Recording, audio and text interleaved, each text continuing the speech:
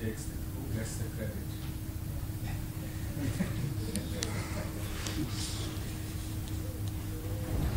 May as well have been spoken by Narada Muni.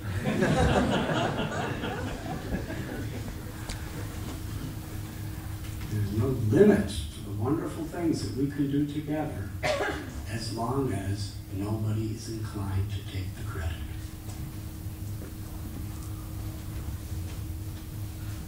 Because as soon as we want to take the credit, then the ego becomes the center, rather than Krishna becoming the center in spiritual principle. As soon as any person wants to take the credit, then there will be unwanted competition.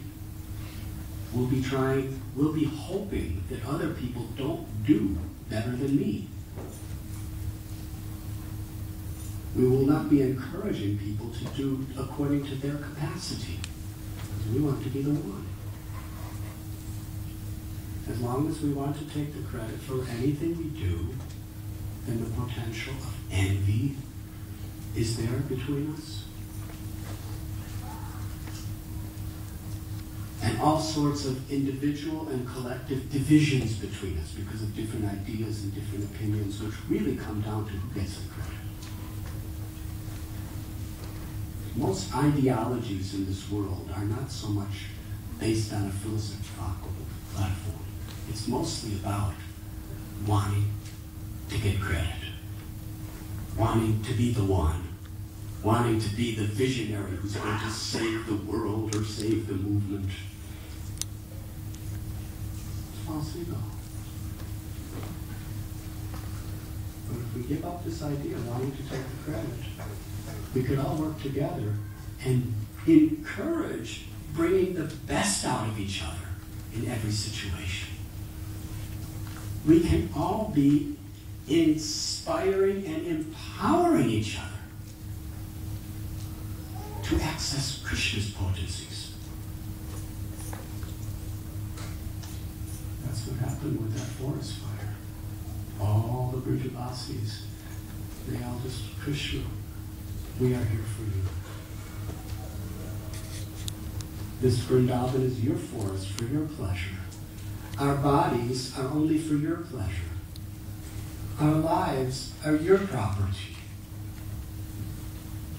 They had no selfish thoughts. It's not that they were afraid of the forest fire because they would die. They were saying that our bodies, the forest, the homes, the cows, everything is for Krishna. Krishna, for your enjoyment, please save us. Interesting. In America, or in English, not America, it's just America's British colony that somehow became radical.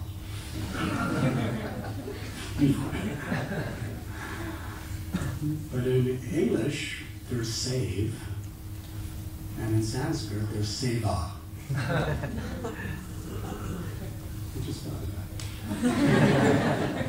But I can't take credit, I'm sorry. It's always been there.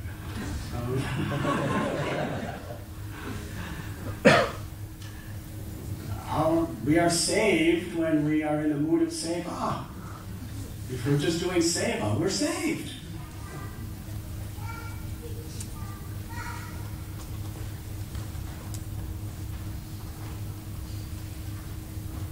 But they wanted everything. Krishna was in the center.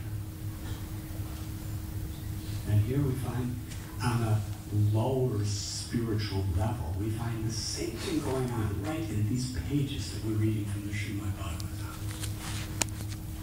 Demigods are all devotees. And they're very, very accomplished devotees, most of them. You don't take that post of on behalf of God ruling the universe and different aspects of that just because you put on Kantimala and join the temple. You have to do some serious devotional activities to take that post. But generally, for most of the demigods, They want to serve Krishna, but they have that mixed karma mishra bhakti. They still want to take credit for some things themselves. Yes, this is a demigod mentality. I want to serve Krishna, but I want to take the credit for what I've done. Which means I don't want anybody else to get the credit for that.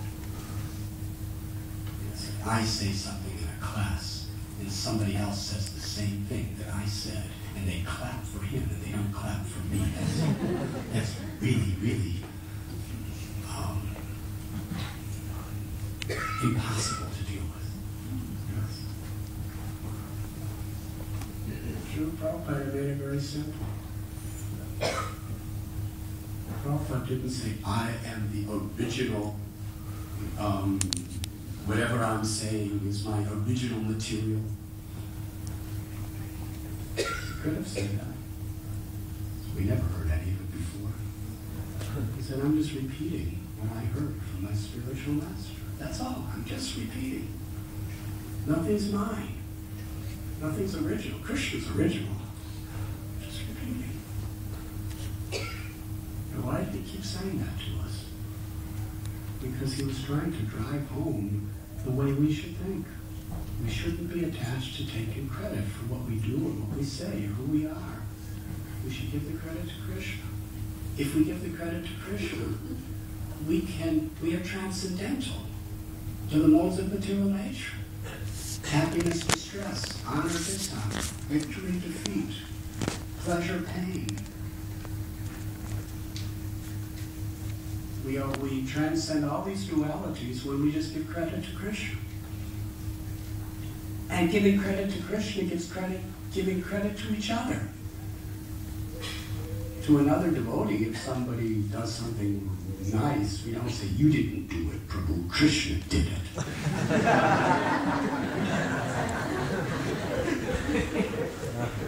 We should be that way to ourselves, but to others, we should honor, yes, Krishna's doing it through you, so I'm giving you the credit, but I'm not taking any.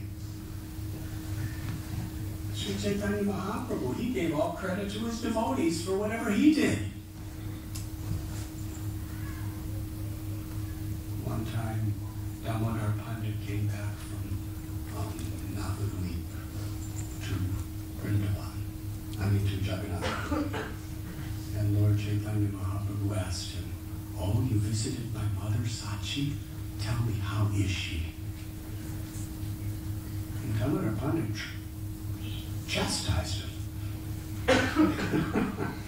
How can you ask how Sachi gave you? She's the very embodiment of devotion. And Lord Chaitanya was very happy to be chastised. He said, yes, it is true. And he said it on several occasions. He said, whatever devotion I have is only because of the blessings of my mother. Whatever inclination I have to the service of Krishna is only given to me by the example and the love of my mother. And he went on and on and on, giving every credit to everything he's ever done to his mother. He took no credit for anything for himself. Right here in London, at Bhaktivedanta Manor, I think it was 1974 or something like that. It was Prabhupada's Vyasa Puja. And devotees were coming together from all over Europe and various places of the world. It was just after, the day after Radha Gokulananda was installed on this altar, where we are sitting today. Very special Vyasa Puja for Prabhupada. Devotees were praising him. And when it was time for Prabhupada's speech, he was giving all credit to his disciples.